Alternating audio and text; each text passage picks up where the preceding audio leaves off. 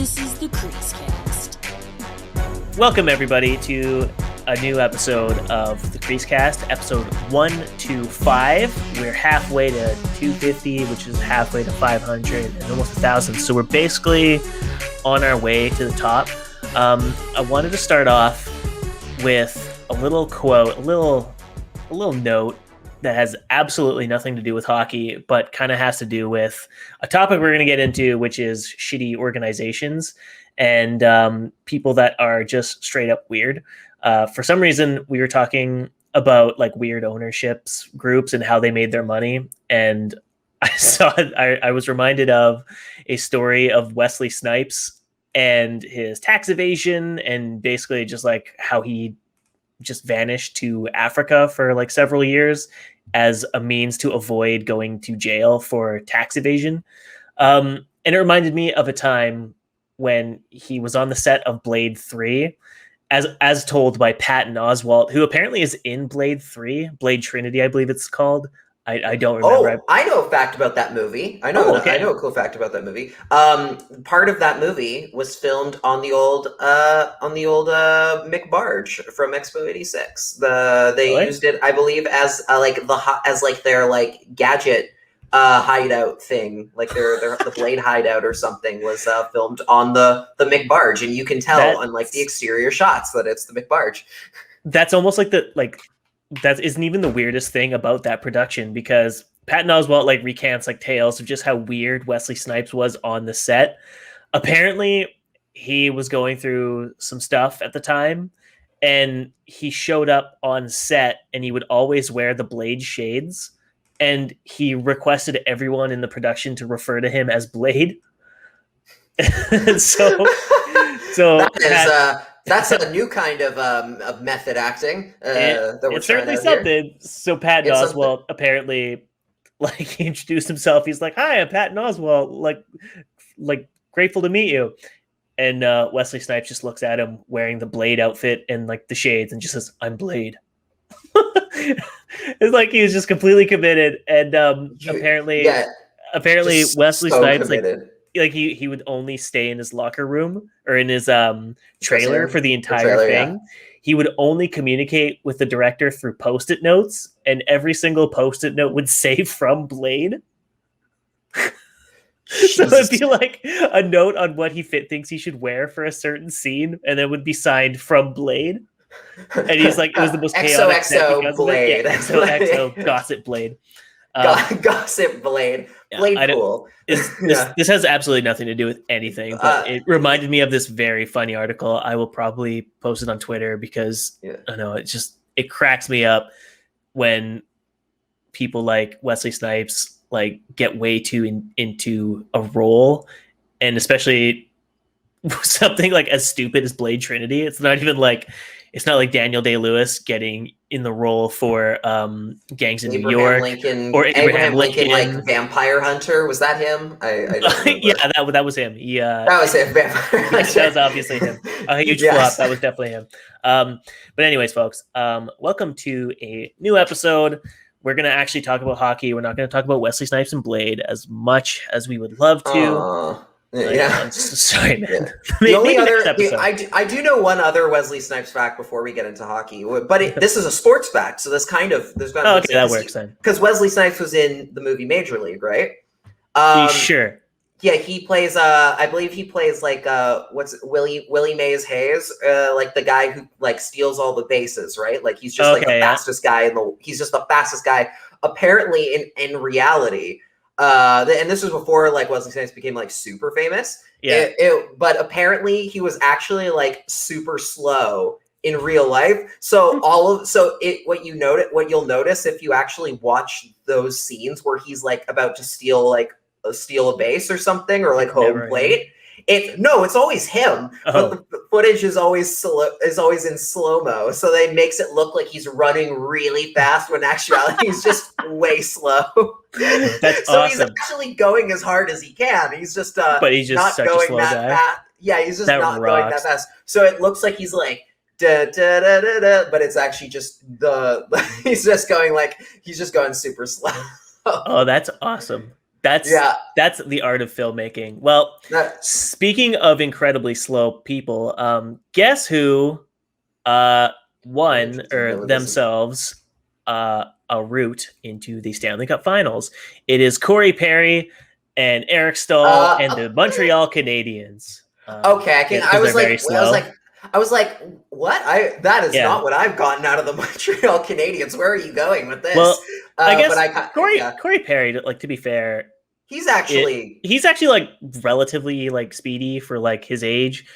But like when you see Eric Stahl and Corey Perry on a line, then you're kind of like, whoa, they look really slow. But I guess that's the Eric Stahl effect. Like he gets it done, but like he's just looks a step behind at times, so it kind of looks like a lot worse than it maybe is. The way you're talking about it makes it sound like we're like doing their eulogy, when in actuality, holy shit, not. They just made the Stanley Cup Final. I don't know if I sent you this this tweet. Cool. It was like, I think it was like PJ Stock, who was basically like like a lot of people are excited about like the Habs making it to the next round, but they faced a Toronto Maple Leafs team without John Tavares. They faced a Winnipeg Jets team without Mark Scheifele, and they faced a Vegas Golden Knights team without Chandler Stevenson for some of it. So let's maybe pump the brakes, which is like might be one of the worst takes I've seen about the Canadiens' run, because all of those teams still have stacked rosters outside of losing some of those players. And in Vegas's case, like Chandler Stevenson is like the 7th forward you'd even bring up when talking about like how good they are. Yeah. So I don't know. I was laughing so hard at that take. That is hilarious. I will say that actually, like I don't know about the American or the CBC broadcast as much, because again, literally the worst thing about particularly being in the States during the playoffs is that I can't get the Hockey Night broadcasts. I only get the NBC ones, whereas in the US, I think where in Canada, I think because they don't do like blackouts during the playoffs, you can kind of choose. You can actually still find them. Yeah. So it's kind of annoying. But what I'll say is that the broadcasts here were making a big deal about the fact that they got Chandler Stevenson back for Game 5, I think it was, or Game 6. They got him back at one point or another. They were making like a lot about how that's super duper important for them. Like, and I do get it to a point. Like how, like, I mean, you look at the Avalanche, right, where they lost Nazem Kadri to that suspension, and that kind of derailed them when they ran into Vegas, because suddenly they just didn't have that center depth anymore.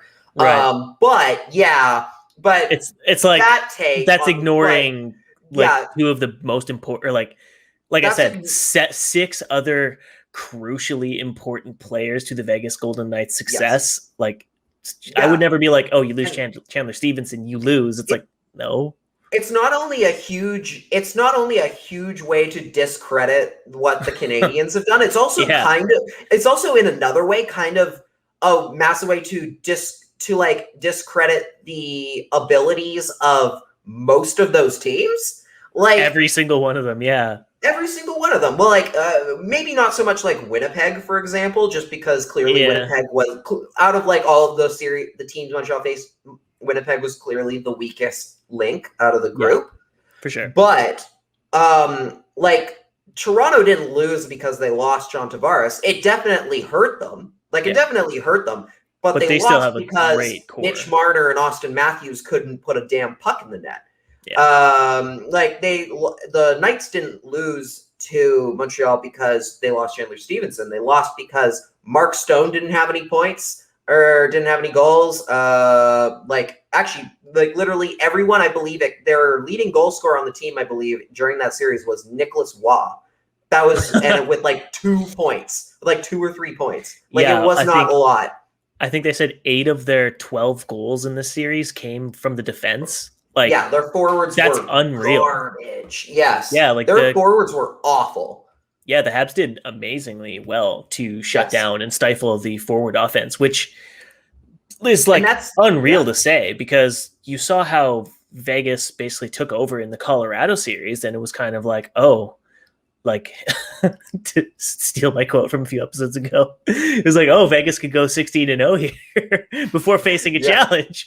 But like the Habs just like took it to them on like all four lines too. It wasn't like the Canucks series where it was like they were getting buried in shot attempts on every single shift with every single line matchup. Like they had nothing to offer. They were winning exclusively on just being in the right place at the right time when the Canucks got their victories against Vegas last year. Yeah, they were so opportunistic, relying on elite goaltending to get by, whereas the Habs had elite goaltending, but they actually were matching and in most cases like dominating or beating the Vegas Golden Knights in their matchups. Like Cole Caulfield and Nick Suzuki, like young players, Jesperi Kotkaniemi, who like didn't even play for them last year because like of just how bad of a sophomore slump he went through.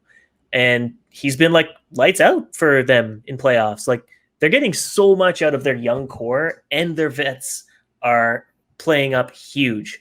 I wanted to bring that up because you had a wonderful tweet about the depth of the Habs versus the depth of the Canucks when people say get in the playoffs because anything can happen. The depth of the Habs, I think you said, was Armia, Kotkaniemi, Perry, Lehkonen, and Stahl. Stahl combining for less than the and Paul Byron captains. As well. Paul Byron combining for less than Beagle, Roussel, Eriksson. Taxi squad Eriksson. Not just a full cap hit Louis Eriksson. Taxi squad Eriksson where they've gotten cap relief from it. Well, $1 million off. And same thing. And same thing with Sven Berchi. Also cap relief off. Didn't play a single game. He was in the AHL. They still paid. So they essentially paid more for two depth fourth liners, two fourth line guys, and two other guys to play a grand total of 7 games combined all season and not get like any points. I think they had like what, maybe combined 6 goals, maybe something like that. Because Berchi didn't play a single game. Yeah, Berchi didn't play a single. Well, they got more games out of Roussel and Beagle, but like with Eriksson, particularly the big sticking point here is the fact that they literally paid. They paid more money to have Eriksson and Berchi not play for them than the Habs did for multiple third and fourth line guys who made crucial playoff impacts for them. Here's the look.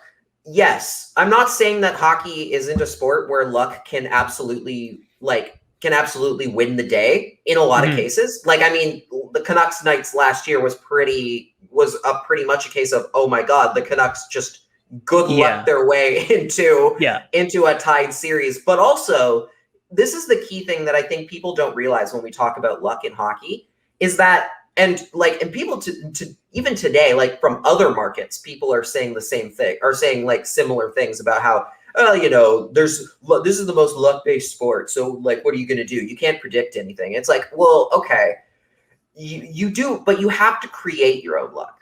Like it doesn't just magically, it's not about just magically appearing. Yeah. Sometimes a weird goal that should 99 times out of 100 isn't going to go in, randomly winds up in the net. Sure.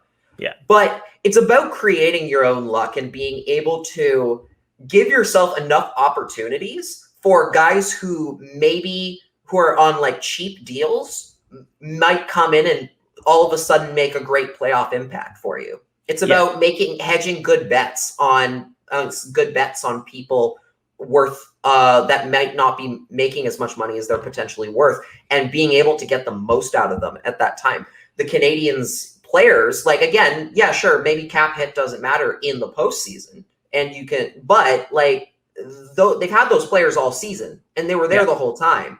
They were able to hang on to some of those guys because they were able to get them on cheap contracts and guys who could play up and down the lineup and play with a bunch of other forwards and playing with like team friendly deals and what have you. It's about being able to create that luck for yourself. Like Thatcher Demko last year was creating luck for yourself. You hedged a good bet on a goaltender who played out of his mind during the Vegas series. And then you were like, okay, we're going to trade Markstrom we're going to not re-sign Markstrom because we can't afford him. And we're going to go to Demko. We're going to take the risk on Demko. Demko comes in, starts off a little bit wobbly, but then just has a great finishes like with a great season. Has a great season, earns a 5x5 contract, which even still is arguably way cheaper than you need to be getting him. That's good. That's a good case of creating your own luck by the Canucks. I swear to God, I'm not just trying to be like shit on them here. I'm just saying, like, look, I'm just saying that it's all about the fact that, if you do your job, if you're doing your job properly, you're creating your own luck and the opportunity for your team to maybe go on a magic run. You just saying, oh, any team can maybe magically go to the final is not how anything works. That's not how absolutely anything works. That's obviously not how Mark Bergevin operated too. He was like, we need to shore up our defensive depth. We need to get a top 6 winger. We need a bottom 6 winger. And what did he do? He signed Edmondson, Toffoli, and traded for Josh Anderson, and then extended him. And sure, you can look at those deals and be like, oh, they're not going to age well. It's like, okay, but he's placing the bets that they're going to at least contribute in those first years. And guess what? They have. They did. Edmonton's played very well for them in the playoffs this year. Josh Anderson kind of showed up finally with that 2-goal game that won it in overtime. Toffoli, I mean, we don't really need to get. And even in all those, even in all those cases, it's a safe bet. Like in that they even if they age poorly, it won't be terrible. Like it won't be a catastrophic for Montreal's cap if it doesn't go well. Like they're all like movable contracts. Even Edmonton's deal is basically like what you would have hoped Tyler Myers was signed to. Like, here's a guy who can eat a ton of minutes, and he's probably going to produce maybe 13 points in a season or something. But if he doesn't, oh well, it's only $3.5 million. We can probably find a team to take him exactly. If we need to. Like it's doable. Whereas the Canucks constantly, literally, like strap themselves to a grenade and hope that it doesn't explode. Like you can't do that. And it's mind-boggling. Like people, like so many people are like, they should go for it every year. This is proof that rebuilds don't work. And because people will find ways to come to their own conclusions no matter what you put in front of them. But like, okay, if that's not enough to convince you, let me just remind everybody. Let's keep in mind here, people, that Tyler Myers made more money last year than Jeff Petrie. He had a higher cap hit than Jeff Petrie. Tyler Myers scored, I believe, 21 points. Jeff Petrie in the regular season scored 47, I believe, or 42. He scored 42 points. And a lot of people like to, for some reason, be like, oh, well, you get Myers so he can be like there for you in playoffs. And he spent his entire playoff bubble in the in the penalty box. In the penalty box. Well done. You know what Jeff Petrie was doing? He was scoring and playing lots of minutes. They didn't go that far, but he actually contributed. Under the way the Canadiens' current salary cap structure, based on their cap this season, had Tyler Myers and Louis Eriksson, I believe, would have been their their third and fourth highest paid players. Yeah, of course. It's like this should tell you all you need to know here about what good roster construction is. It's like the fact that the Canucks paid $12 million for 2 players. And I specifically didn't put Myers in that comparison because I didn't want it to be people to come at me like, well, he's a defenseman, because that was just not going to be worth anyone's time. It's like, okay, here's a guy that did not play a single game all season because they stuffed him in Utica. And here's another guy that was on the taxi squad. Is that better for you? That's the point. the point is the Canadiens have like again, and you know what? Like I don't know about you specifically, Cody, but I've been pretty critical of Marc Bergevin in the past for some of the stuff that he's done and the deals that he's made. But you can't fault the guy on the fact that he's done a very good job at finding ways to bring in guys who not only buy into the system on cheaper contracts from time to time, but also being able to supplement them with those youthful players. Like, holy cow, Cole Caulfield is incredible. I don't know. Getting him at 15th overall is looking like the biggest draft steal right now. Yeah. Like what was the crazy thing I read is that like he's like, just as a reminder, he isn't even eligible for Calder consideration this year. That'll be next season when he actually plays regular season games. Like he could win a cup before he's even eligible to play his rookie season. Like that's ridiculous. I believe that was what happened with Matt Murray too. Didn't Matt Murray win the Calder the year after he won the cup? Because he was not technically. I know he technically, no, he didn't win the Calder, but he won 2 Stanley Cups. By the time his rookie season was over, he won 2 Stanley Cups. That was what I remember about those Matt Murray years. That's some good value. That's some good value, yeah. Yeah, but him at 15 now is like looking really good, and of course that opens up like did the Canucks screw up taking Podkolzin? And I think that's I don't know about you, but I think that's a dumb debate because where the Canucks got Podkolzin was seen as an incredible deal in its own right for considering the kind of two-way value that he brings. The Habs getting him at 15th overall, Caulfield, that is like, huge. I mean, that's a good deal, but like that kind of ignores and pretends that like that draft class was stacked in its top 20 and pretending that like, you know, like a bunch of really awful, shitty players went ahead of him is like just kind of not correct, because there's a lot of good players that went ahead of him. Like Trevor Zegras went ahead of him. I think Turcotte went before him. Peyton Krebs, I believe, either went one before or one after.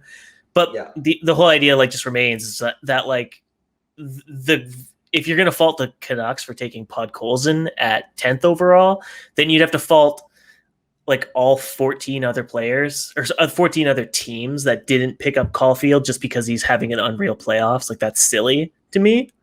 No, it's like here's our chance to be positive about the Canucks after kind of going hard on them a little bit there before. It's really not worth the conversation to have in reality, because like you said, there was lots of teams that didn't take them, and it was kind of a bit of a wonky draft. Like Cole Caulfield is looking like a steal compared to the guys who went first and second, like Capo Caco and Jack Hughes. Like it's not worth it. The Canucks are still getting an incredible player in Vasily Podkolzin. Just because he's going to take a little extra time to get here doesn't mean that this is a complete miss. Like I believe, like Pettersson, I believe didn't show up in the NHL. Showed up in the NHL after like a couple guys who I believe went ahead of him or after him in that draft.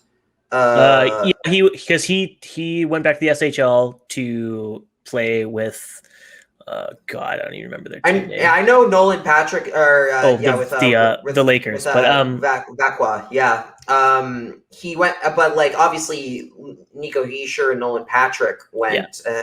I believe Casey Middlestat played before him. Like there are just like, and I'm sure there's like a couple guys in the back end who probably got in first too, but Pettersson came in and clearly has been the best player out of that draft, at least as far as the first round picks go. Like, well, Cale Makar might challenge that in the next couple of years, especially if he's, challenging for Norris votes as a 22-year-old, 21, however old he is. That's pretty impressive, all things considered.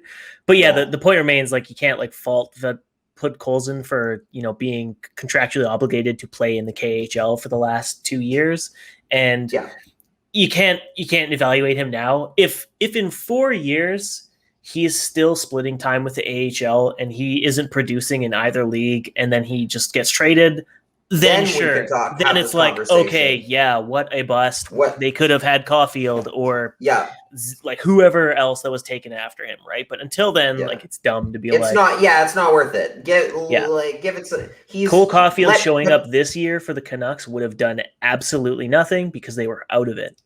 Yeah, so who cares? It's every prospect finds their own path. Give them time. Give them each time. They're all every player is unique and different. And that's actually, and interestingly enough, like one other thing on Cole Caulfield that I didn't know until this morning when I was apparently in leading up to this game, or Robin Leonard had talked about what had been asked about Cole Caulfield, and he basically gave up the pre-scout, like publicly gave up the pre-scout on him, where it's like either he goes high or he goes 5-hole, and there's kind of like a tell on his stick what he's gonna do. Okay. When he gets like the time and space. And in game 6, he gets his breakaway. He gets like that break on Leonard.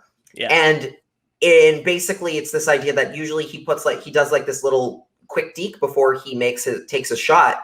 And on that particular case, you see Leonard like anticipating that move, at which point Caulfield just kind of flicks it back short side up into the corner and puts the puck in the net. And it like incredible goal. And it's literally just like everyone is like, oh my God, like why on earth would you tell him that you know what his trick is? I was wondering don't why. Publicly give that up. Because I saw so many people replying to the GIFs and the clips of like the goal, and everyone was saying, I guess Lehner missed that in the pre-scout. And I was like, why is everyone mentioning the pre-scout? That's so weird. But I didn't know about that, but that's very funny. And that's like literally it's so funny because the rule number 1, when you have the pre-scout information, you don't tell people. Don't tell the guy that's. And I love Robin Leonard. I think he's I love Robin Leonard. It sucked watching him lose. For his candidacy, for his candidness. Sorry, not candidacy. That's a very different thing. His candidacy as the next president of the NHLPA. Yes. Leonard is a very, very genuine. Seems like a very nice guy. He has no problem. Lose. Yeah, I felt he was one of the few players that I felt bad for on the nights. You know what? Especially you see him, you see like I mean, especially like seeing that particular just shot of him just like dejected down on the ice. Like obviously on a goalie level, I feel that so hard, and I've been in that position before, and it never gets easier. It's just such a shit moment in that time and place. It's the worst. It's the worst feeling in the world. When you let in that goal. I think I had said to you like maybe 2 episodes ago or something that like the biggest shame about Montreal possibly winning this series would be the fact that Marc-Andre Fleury's like Vezina caliber season and unbelievable playoffs up until this point would go from being like this wonderful mark, like this kind of like bookend to a career that hasn't seen him won many individual awards.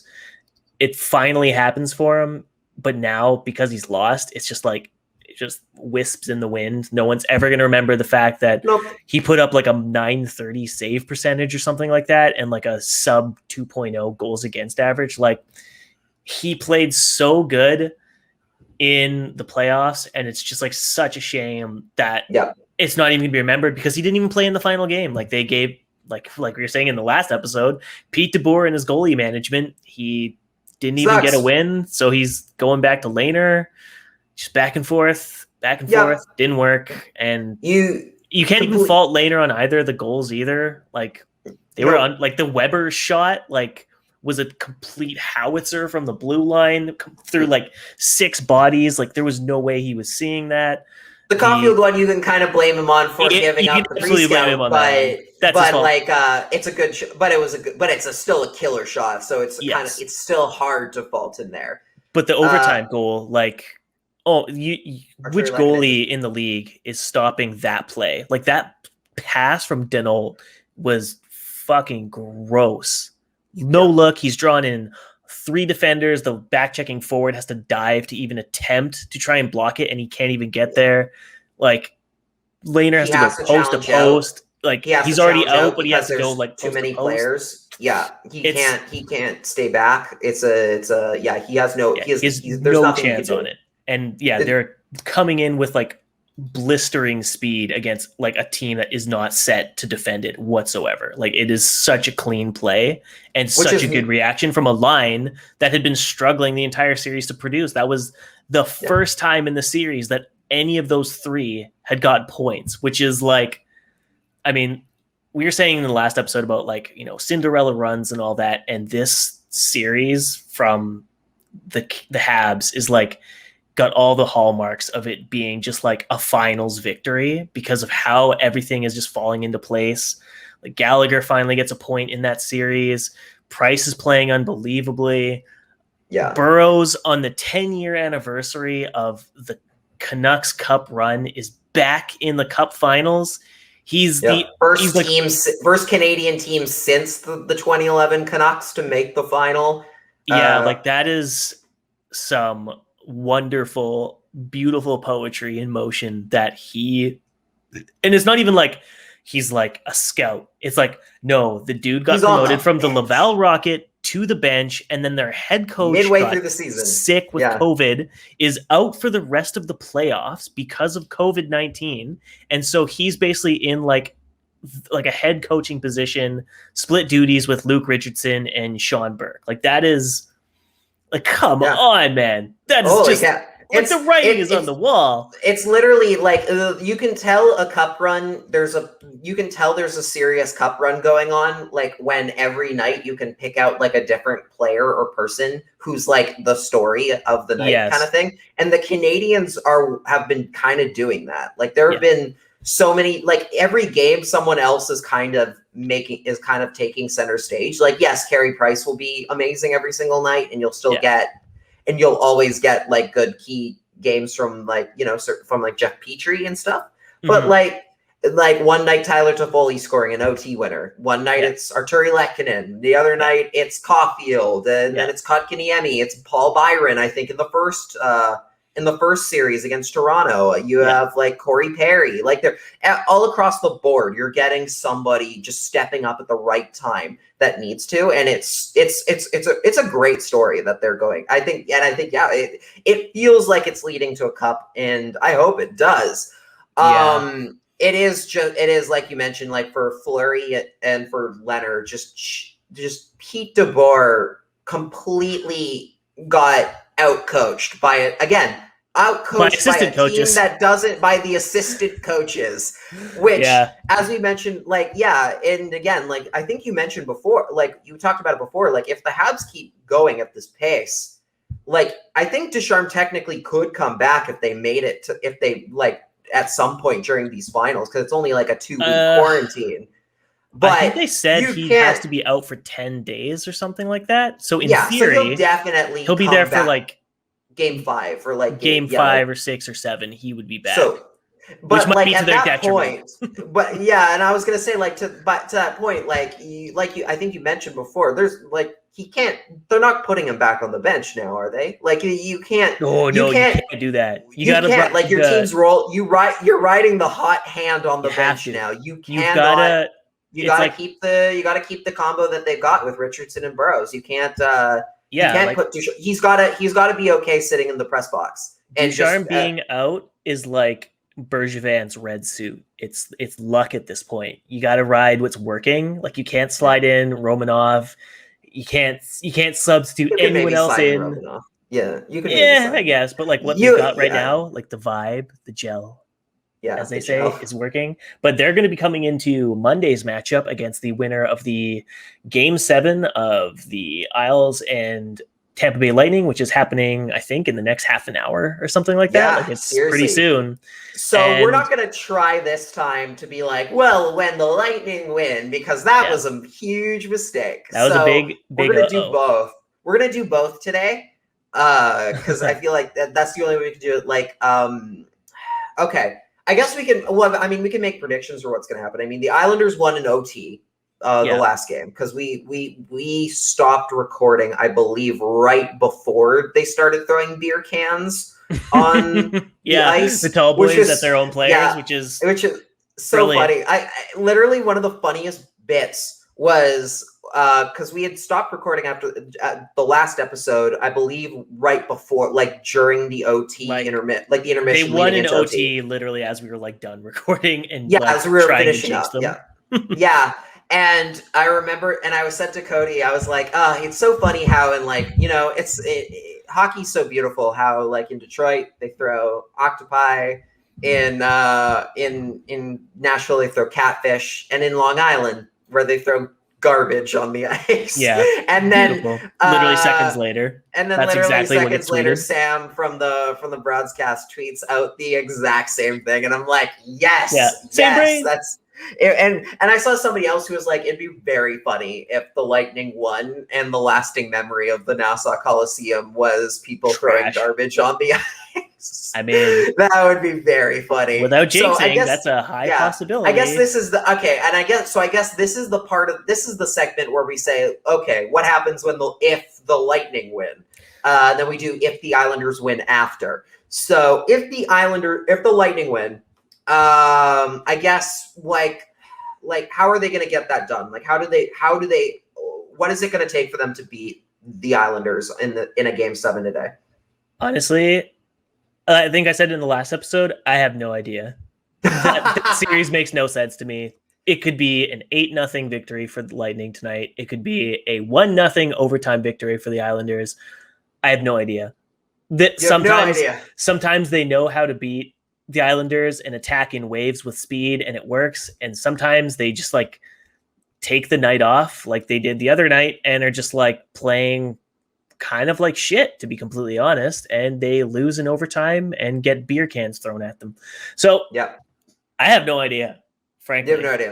Okay. I'm not even going to venture a guess. I'll guess on what would happen in a final between Montreal versus either team, but I could not even tell you what this game is going to result in. Yeah. Well, that's actually interesting because I guess technically, because we would record next Tuesday, we actually might not have an episode before they start game 1. So I guess we could do that then. Let's do it that way. Let's say Canadian, let's do it Cup Final based then. So let's start with, I guess we'll start Canadiens Islanders. If let's say Islanders come out, they play a perfect road game, win on Tampa ice, get to the final. Canadiens Islanders. I'll start by saying, God, I hope not. God, I hope not. I don't like the Canadiens. Like, here's the thing: people have been saying, like, oh, the Canadiens are just the Islanders are just the Islanders when it comes to stuff. It's like, no, they're not. Have you seen Cole Caulfield and Nick Suzuki and literally Tyler Toffoli, like half their roster? They're a fun team to watch. I do not. Although that last game was a little bit of a. I don't understand that logic though. That the Habs are boring. Like, what Habs team are they watching? Like, granted, last night's game was a little bit more of a defensive grudge match. It took some time for the offense to start going, but even then, it was good. It was a close game. Like, it was fun. The goaltending was good. Yeah, the goaltending was good and everything for both sides. There's good chances on both sides. Yeah. But I'll say this. I don't want to see the Canadiens versus the Islanders just on the fact that I think it would be a lot more of we are very scared to make a mistake and we're not gonna push it. And it would be a lot of very like low scoring games. Yeah. I do, and I think also on that logic, on that frame of thinking, I think the Islanders have a better chance at beating the Canadiens than the Lightning do. I think their style of play is similar enough between the Habs and the Islanders that the Islanders just being better at it at their particular type of play would win out the day. I think they'd be able to kind of hold down the fort. Like, if they can stop Kucherov and Stamkos and everyone except Braden Point, as well as they have in this series. Mm-hmm. I don't think it's going to matter as much what the Canadiens can throw at you, because they clearly are capable of being able to shut down pretty top-notch talent. Just the fact that, you know, they're a pretty smart team. They're disciplined. They're going to be able to give the Canadiens a harder time, I think. And the one place where they might struggle against Montreal is the idea that is in goal, because I think Carey Price is very clearly playing at a better clip than Semyon Varlamov is of late. I think I think that's where they win. If the Canadiens want to win against the Islanders, it's going to be based on goaltending, and it's going to be based on being able to break through that tough defense. Yeah, I'm kind of in the same boat. I think with the difference being here is that the Habs play like a very good like defensive system. Like they're very active. Like they don't really sit back for the most part. Like if they get penned in, like yeah, it can be a little rough. But I mean, what team doesn't look rough when they get pinned in their own zone? But like they play man to man. They're really like they're a pretty big team on the back end, and you have Gallagher and Caulfield and, you know, Kotkaniemi and Suzuki, who aren't big guys, but like they battle really hard. Like you saw the other night, like Cole Caulfield like throwing hits on Shea Theodore. You saw him throwing his body like towards Pietrangelo. Like he doesn't shy away from that stuff. But I have a feeling the difference maker for the Habs that puts them over the edge of both teams is that when they get their breakaway opportunities, they make them like unbelievably dangerous. And the thing is, they get breakaway opportunities throughout their lineup. Like they have someone on every single line that can score off of breakaway opportunities. And they always have a guy who's sitting high in the center of the ice, ready to basically run away and get behind the defense. What do the Lightning do? They play heavy inside the offensive zone. They cheat. They get really far in there so that they have one guy back, and usually it's Hedman or, you know, Cernak or someone who isn't really the fleetest of foot skater, and they lose. I mean, that happened quite a bit in this Islanders series. It happened in the series before that. The Canadiens might have a good chance, in my opinion, against both teams based purely on their speed and the fact that they're willing to physically match up against any team. The Islanders obviously have, you know, it's like the Barry Trotz hockey, like, you know, defense is our key, and we're going to play three guys back in the neutral zone and have one forechecker and a rover, and we're just going to allow anything. That could be problematic, but I trust that the goaltending will be the difference. I don't think Semyon Varlamov is nearly as good as Carey Price right now, or even in general. I think they have a good shot against either team, but for them, I'm sure they're looking at Tampa like this is a team we can exploit heavily, the same way we exploited Vegas. So yeah, you mentioned I think it looks good for them regardless. Yeah, you mentioned Montreal's ability to transition on the penalty kill. Just their penalty kill in general is unreal. Like they're and what have we been saying about the Lightning in these whole playoffs is that they feast on teams that give them power plays. This might be the one team that even no matter how many penalties they give Tampa, they might be able to. They could frustrate them just through that. Yeah. Yeah, they might be able to not only stop them, but then score on them at the other end. Like that's as you've seen, like that's enough to get them get the Lightning very frustrated in game. Yeah, the Islanders power play like is god awful. So they don't really have to worry if they end up giving power plays to the other team. So it's like their PK could just keep rolling the way it is. They're going to frustrate the hell out of either team. Yeah. It's really and like really it's I definitely think the Lightning are the team they have the better odds at beating. Like, and I always say, like, this is a thing that I don't think everyone in hockey fully understands sometimes. Like, and the playoffs are always a really good example of this, because we always, like, already people are having the conversation of the 18th best team won or something, right? Like the standings thing. here's like I also mentioned about, creating your own luck before. And we've said on the show before that, like, some teams are built to beat other teams even if they're not as skilled. Just by matchup. It's the rock, paper, scissors mentality. Yeah, that rock is heavy. Yeah, that rock's heavier, but paper covers rock. So who cares? Like, it doesn't matter. All of a sudden it's a moot point. So, and that's kind of the way that the Habs could operate here, is the fact that, yes, Tampa is clearly the more offensively talented team. They're clearly the better team on paper, but the Canadiens play a style of hockey and are skilled in certain departments that are guaranteed to give the Lightning a very hard time. And make it a lot more and be a much harder out for them. In the same way that last year, I wanted the Canucks to play the Blues in the playoffs rather than Dallas when in that first after the qualifying round, because I remember saying at the time, like, hey, the Stars cooked the Canucks every time they played them. They play a style of hockey that the Canucks are not good at defending against. You should not play them. Whereas the Blues, they had done very well. They always had their number. Always had their number. They played, like, even like the games that the Blues won were OT victories. Like, I just remember thinking, like, that's a team that they match up super well with. It doesn't matter that they won the Stanley Cup the year before.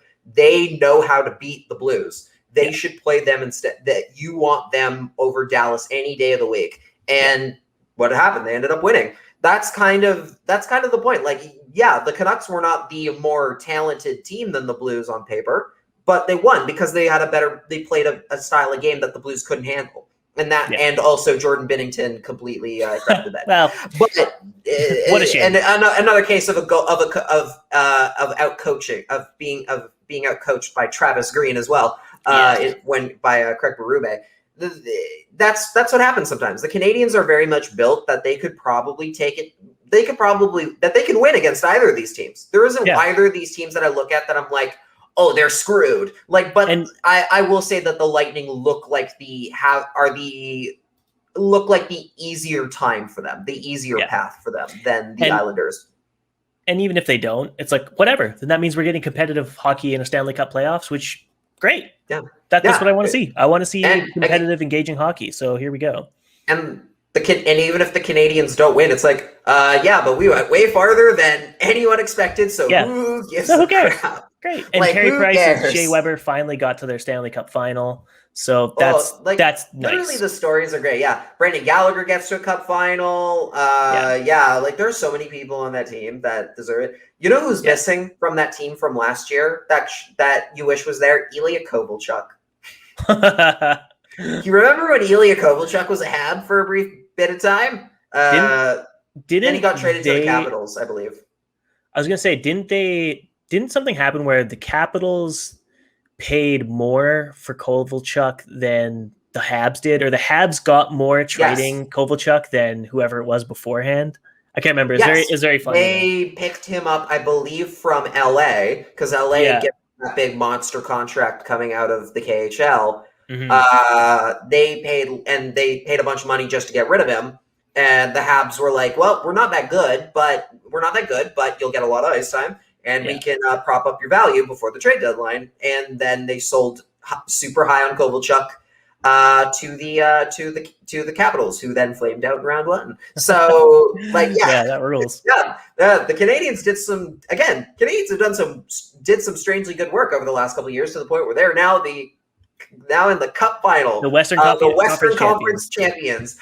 There was a very funny tweet. I don't know if you saw it, of like the Dallas Stars Twitter account, where they had their Western Conference champions banner. They just crossed out the 20 and wrote 21. That was a bit of a you're scratching it a bit here. Technically they're correct. They're because they not are really, because they didn't even win the Western Conference.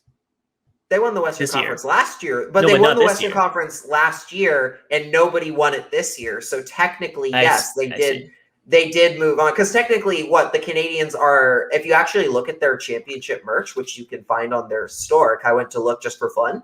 It says Stanley Cup semifinal champions. It does not say They should It does embrace not- it and just say Western Conference champions. They They do make have a shirt- thousands. They do have a shirt in the store that says it was 3-1 with the pictures of of all their wins against the Leafs. So so they might That make a rocks. Western. Actually, not to dump too hard on the Leafs, although it is very fun sometimes. It's worth it. It It's is very funny that the Canadiens won a Western Conference championship trophy. And the Leafs, who are actually in the Western Conference at one point, didn't. So it's just another thing the Canadiens have over the Leafs now. Whoops. Oh well. I think every team has made it to a cup final more recently than the Leafs have made it to a Stanley Cup, a conference final. So that's pretty wild. Or because the Canucks made it in '94. They beat the Leafs in the Western Conference Finals that year to get there. And then since then, the Flames have gone, the Oilers have gone, Senators, and then now the Canadiens as well. Now you throw the Canadiens and then the Canucks again. So they're literally every team and except for the Jets, who literally didn't exist for about 10 years in there. Have made it to even then, I guess if you want to talk about conference finals, the Jets have made it there sooner. But what are you going to do? It's very fun. Win them all. There's some great stuff this year. There's a lot of good stats coming out of this run, which is kind of the best part. So this brings us to, we'll close out here on the Habs stuff. Listener question from Braden Fengler of Stadium Chinatown. If Toffoli scores the game-winning goal in the deciding game of the Stanley Cup Finals, who will riot harder, Montreal or Vancouver? This is a great question. That's a very good question.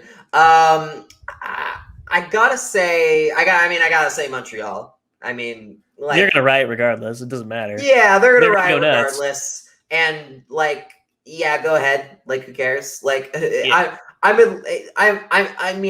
admit I'm a little salty that people are like, wow, look how much fun these people in Montreal are having after being super aggro about the Canucks thing and making riot jokes all the time. It's just kind of I'm sorry, we're cool trendsetters. Get with the program. Okay. And I know why people are doing it. It's because the Canucks fans rioted after they lost rather than after they won. Right. That's why people are doing it. Also, it's a little bit different, but at the end of the day, who cares? Let people have their time. They destroyed a cop car, and cops suck, so who cares? Why don't we get into some of the non-playoff related news? The Seattle Kraken had a analytics team unlike any has ever seen in the entire universe. They acquired the leaders in their field to basically construct a team from scratch, assembling the best GMs, coaches, support staff, players, and they hired a guy that Ron Francis enjoyed taking a car ride with a couple of years ago in Dave Hakstol. For those that don't know, Dave Hakstol was the head coach of the Philadelphia Flyers. They alternated losing in the conference quarterfinals with missing playoffs in 4 consecutive years, and then he was fired. And now he was a assistant coach for the Maple Leafs for the last 2 seasons, I want to say. So here's the thing, right? We obviously in Vancouver we wouldn't necessarily have any knowledge of Dave or any serious info on what Hakstol is as a coach. Right. But I can tell you from internet interactions and from what I've seen, Flyers fans super do not like him. They think he's a terrible coach. Yes. And Leaf fans who, again, only had to see him on an assistant coach basis were none too fond of him either. So it's kind of I remember looking at that, seeing that, Dave, okay, well, so the original rumor was that it was going to be Rick Tocchet, who I was kind of I don't love that, but I guess he did get a lot more out of a not so great Coyotes team than was to be expected. Maybe I'm just doing that because I think he's kind of a bit of a in the Barry Trotz department where the coaches a very boring defensive style of hockey. So maybe I'm just being biased on that regard, but he's probably fine. And that was up until about, I believe, 8 a.m. where it was like, it's not Talkit. And then suddenly a bunch of people were like, we're hearing that the finalist might be Dave Hakstol. And I was just like, yeah, I don't love that. I don't think that was a good call. I've had my concerns about Ron Francis and his ability when it comes to assembling to who he hires, and specifically with coaching, and does a decent job in the scouting department when it comes to players. Like, I believe he was drafted Sebastian Aho. I believe he got he traded for Tara Vinen. Like, he's got decent player skills, skills when it comes to the younger prospects. But this is also a guy who hired Bill Peters as coach of the Hurricanes. And I was thinking, okay, your next coach better be picking a very good progressive coach here. Yeah. And one that might have stand a chance with the people your management team is surrounded with, who all seem very good.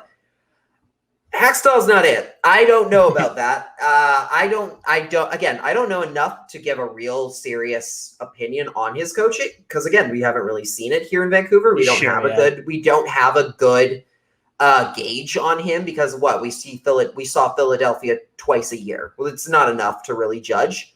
And that at the time the team assembled was also not super fantastic.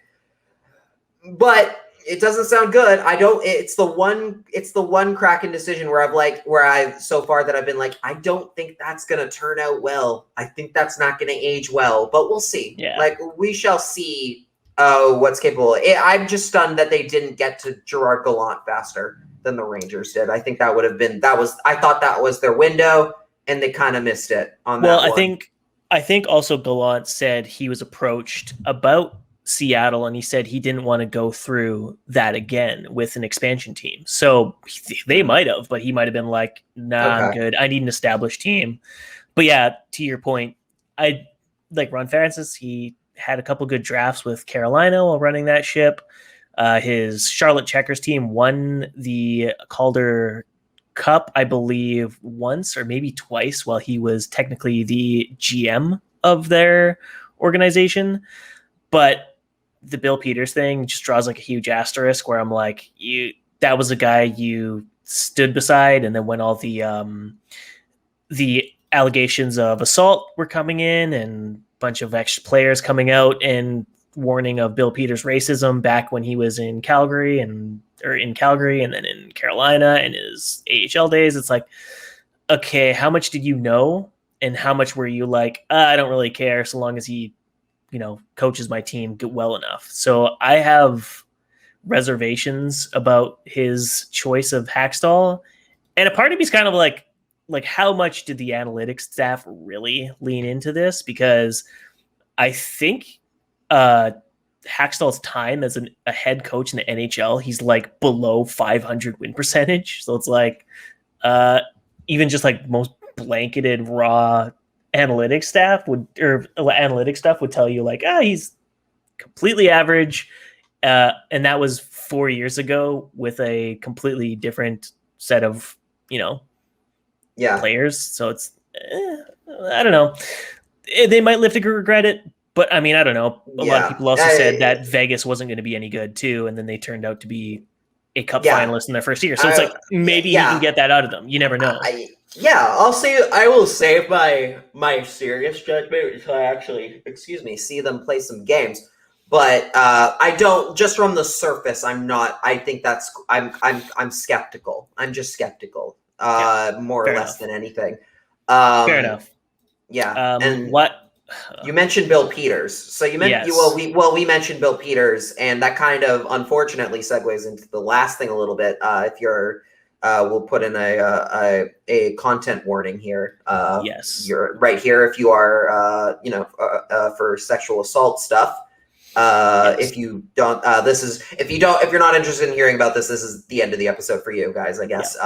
But we encourage you to listen, because this is a story that's been kind of going around thanks to Rick Westhead over at TSN.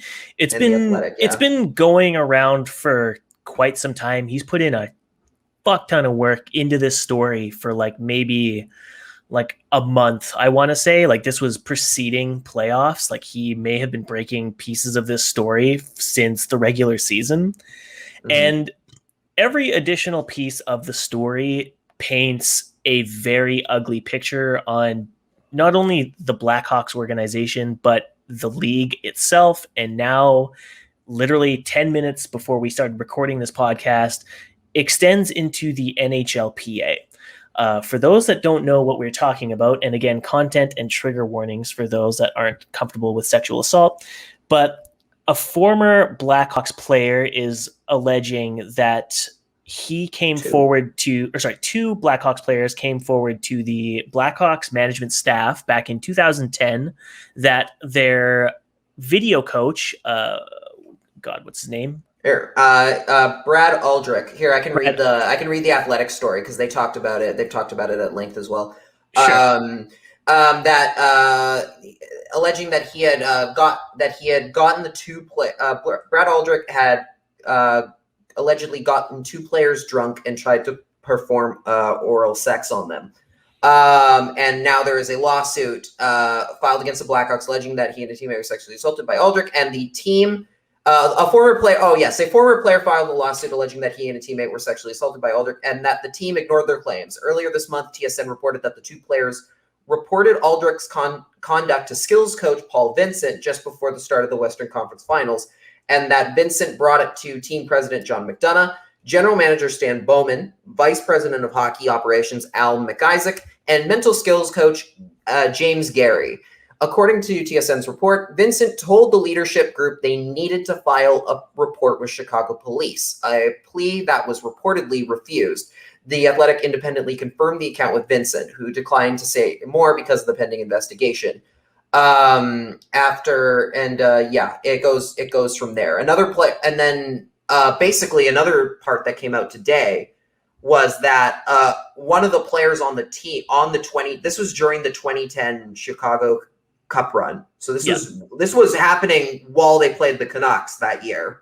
I believe this happened. Well, I believe it happened right. Yeah, I believe it happened right after they won. This happened right after they beat the Canucks in the second round. Yeah, they were in San Jose, basically waiting until the San Jose. I don't know. They were waiting for some series to be done. There was 4 days off, and then the sexual assault happened, and the players basically went forward to the management staff, and everybody knew. Apparently, the entire team knew. Yes, everyone knew this had happened. Nick Boynton said that he's the only player so far that has put his name on the record to say that this happened. Yes. But he said, "Yep, this 100% happened." Vincent, who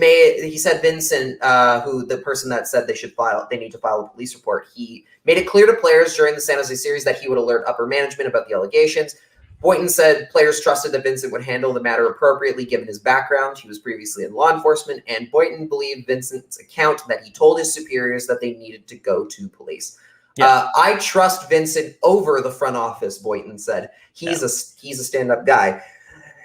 Yikes. To say the least. Like, look, again. So the additional thing is that I don't think we touched on this, but the upper management staff, including Stan Bowman and all them, were made aware of the situation and decided to not pursue the Chicago police or involving them.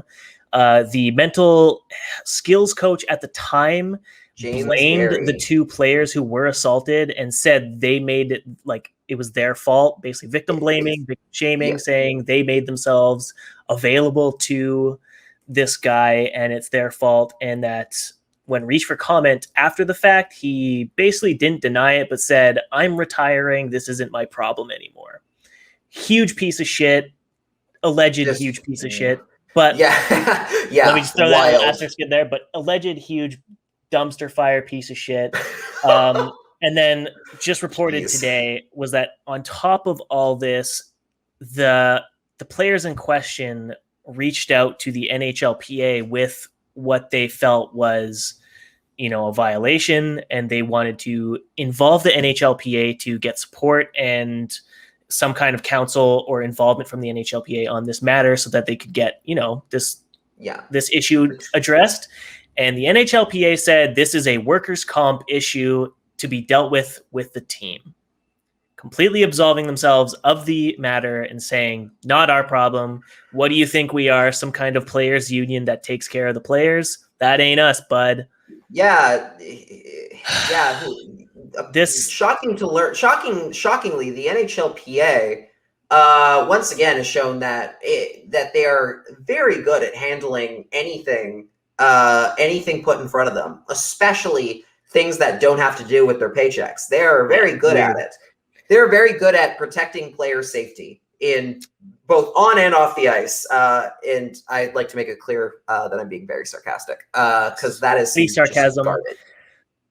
Do your job, yeah, this NHLPA. Like, Jesus fucking Christ, do your job. It's embarrassing. It's so embarrassing. They're not a real disappointing union.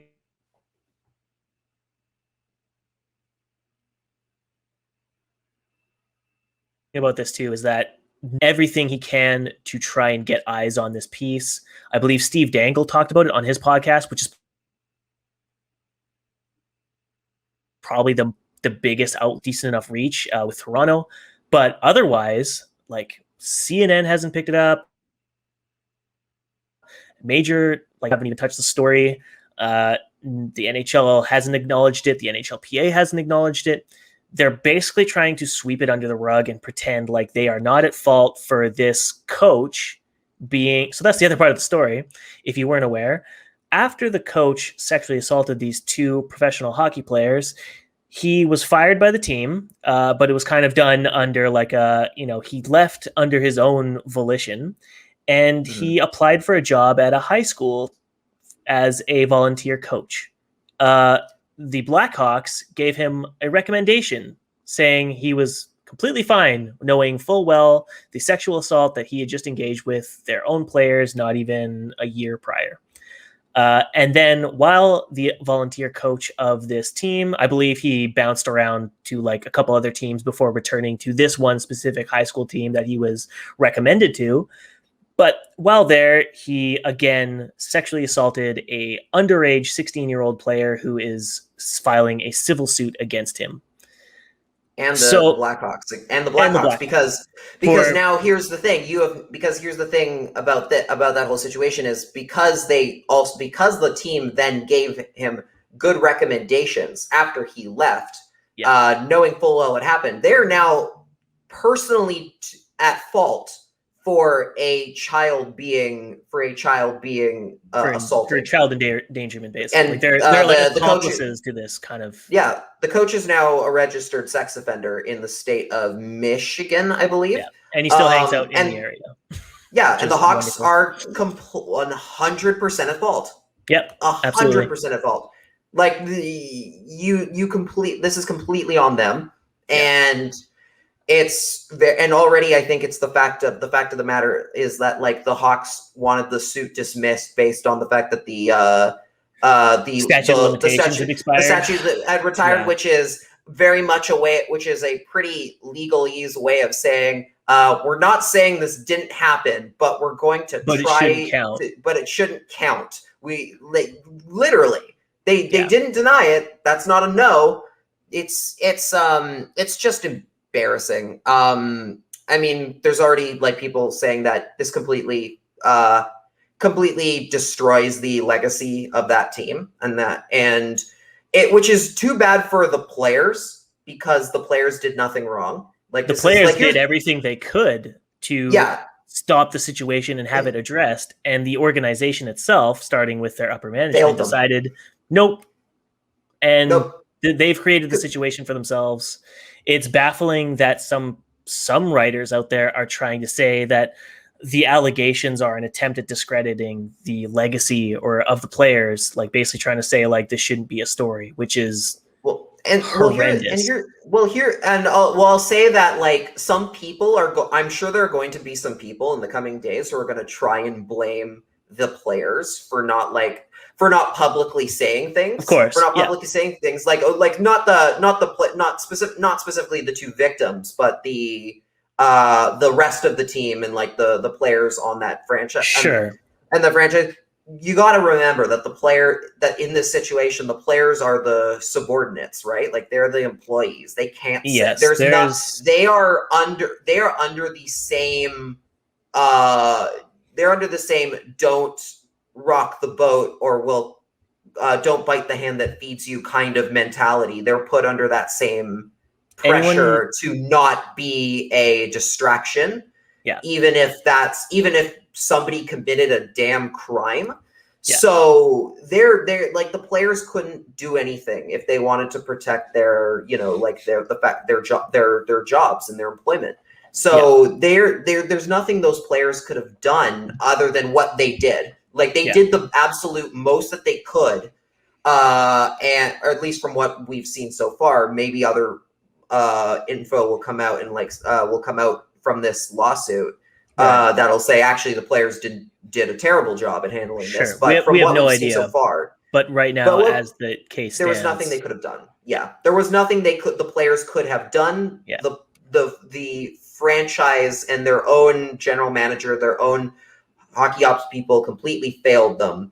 Yeah. And what's going to be very interesting about how this plays out is that this doesn't go to just the Blackhawks and the PA at this point now, and the league, even like the league offices. It goes to the fact that there are now multiple people working in other franchises who were there at the time, who, based on especially the everybody knew thing coming out from the players. And I believe one of the players saying that straight up, that the front office should be in jail. Yeah. And he's not wrong. Yeah, he's absolutely not wrong.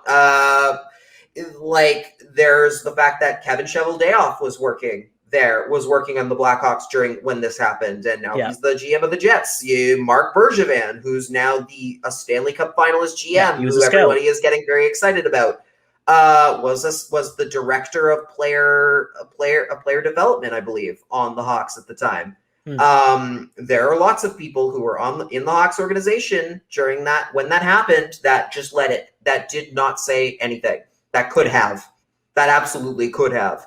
And those people are going to have a lot of tough questions to answer about why they didn't say anything and why they didn't speak up. And they're going to deserve to face the music for that, no matter whatever that punishment might be.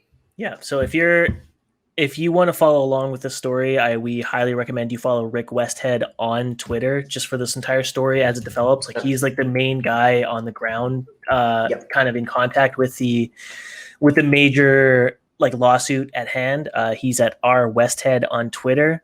It's obviously it's a tough read, but it's important to read because obviously there's so much about power dynamics that a lot of people don't really seem to understand. They just assume something bad happens, you talk about it. But when we're talking about multi-million-dollar organizations and multi-million-dollar contracts and careers that could be all ruined afterwards, if you speak out, then it's a whole other issue that needs to be out in the open and publicized. So I encourage you to read up as much as possible on this and follow along the story. Just so Also worth following Katie Strang from The Athletic. Yes, she's done correct. some incredible work on particularly when it comes to sexual assault investigation in the hockey and just general investigations into organizations in hockey circles. She does a lot of it. Yeah, she does. She also gymnastics, I believe, was also a big one that she was involved in. And then, of course, Mark Lazarus and Scott Powers, who are part of writing the story today for the Hawks as well on The Athletic. They're all part of The Athletic Chicago, I believe. Yeah. So go follow, keep an eye on them because they'll have info as well. Yeah. Well, we're sorry, folks, to end an episode on another story about really crappy NHL things. I think I can tie a bow on it. That's on a good note. I can tie a good note in here. Please do. Here's the thing. The fact that we have these conversations might be tough in the short term. When we do this on our show, when any other podcast or TV show or news outlet does it, it might be tough to see and it might be tough to hear about. But in the long run, we are all better for it because, we always, people, like, there's been the question, like, people are always saying, hockey culture has massive issues that need to be fixed. And then you'll hear people say, well, what about this sport? Or what about this completely other industry or what have you, right? People will always make those claims when something like this comes up. The thing that I always bring it back to is the fact that we're not involved in those other communities to affect change, but we are involved in this one. We have a platform in the hockey community, and I feel that, and I know you feel the same, Cody, that it's our job to make sure that we talk about this stuff because at the end of the day, we want to make hockey a safer place for people to play. Whether that's for this, whether that's for preventing sexual assault, whether it's for making hockey more welcoming for the LGBTQ community, whether it's about making it more welcoming for players of color. It's important that in the long run, the sport will become a safer, more welcoming place to play if we keep having these conversations when they come up. Because if you don't talk about it, it never gets fixed. We can't fix what happens in other industries, but we can fix what happens in hockey culture because we're a part of it. We're just as much a part of it as the players, as the owners, as the coaches, as you guys, as fans who listen. Everyone is involved in it. We all have a hand in it. And it's important to affect change where you can. And it's important to, use the platforms you have made available to you to try and make hockey a better place and make the hockey world a better place for people. Well said, Mr. Lachlan Irvin. If you want to follow us along in our conversations that we do have, I'm at Cody Sievertson on Twitter. My site is commentsharvest.com. Lachlan, where can the fans find you? You can find me on Twitter, Instagram, Facebook, and TikTok at Lach and the Crease. And you can find my work at lachandthecrease.com. I just did an article on the potential names for the new AHL Abbotsford team, which I believe announced their general manager just before we started recording as well. Well, Ryan Johnson will be the GM for, but that was kind of already going to be a thing. I'm sure the Trent Cull announcement will come soon as well. And then you can also check out our Patreon for $5 a month. You get bonus episodes from time to time, as well as other exclusive content and fun stuff that we do sometimes. Patreon.com/CreaseCast. And thanks for listening, everybody. Don't forget to rate, like, and subscribe to us on all your favorite podcast services, and of course our YouTube channel where everything's posted in video format. Thanks so much, guys. We appreciate you listening, and we'll catch you on our next episode on Tuesday. Bye. Bye.